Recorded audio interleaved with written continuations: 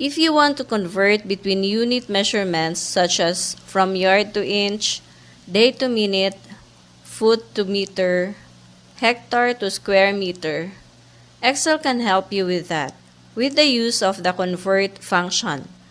With this video, first you will learn how to enter the function manually, and second, you will learn to input the argument values by going to the reference table.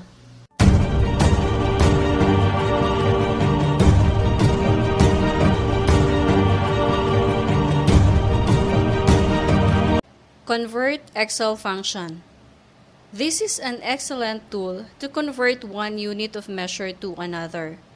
This function uses three arguments. First is the number or the numeric value we wish to convert. Second is the from unit, which is the unit you are converting from. And the third one is the to unit. This is the unit you are trying to convert to.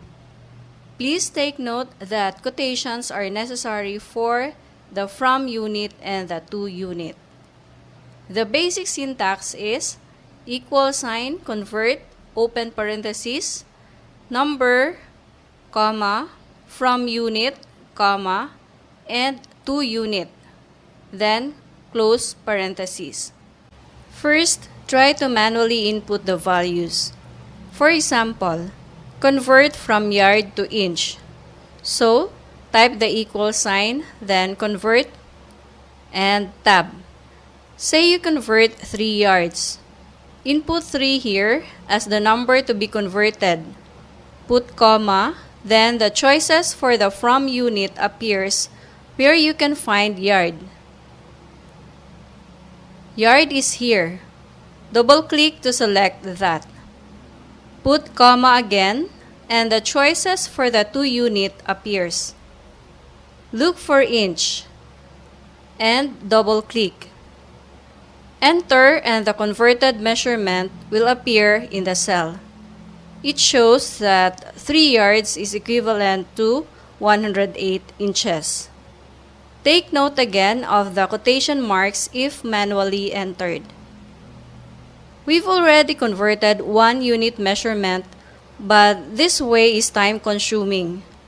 If you are frequently using this function, you can just make a unit conversion table like this to store the argument values, and you can easily input the formula by going to the reference.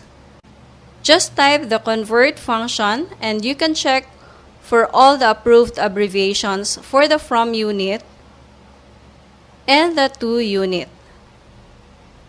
So if you already have a table, you can complete the formula this way. Equal sign, convert, then tab, then go to the number reference, comma, then go to the from unit reference, comma again, and the to unit reference. And you're done. This way is a lot faster. And you can just copy it down. Note that the functions in Excel are not case sensitive, meaning typing convert in uppercase has the same result as typing convert in lowercase. But don't forget that unit names are case sensitive. You can't replace it with YD in uppercase. If the function returns this error, check the unit abbreviations again. Make sure that the abbreviation is correct and that the two units belong to the same group. For example, it is not possible to convert yard into minute. Please note also that unit names are case sensitive as I mentioned a while ago. So this error is displayed. If the function returns this error, it means you have entered the number incorrectly. Make sure you have only entered one value or one cell reference.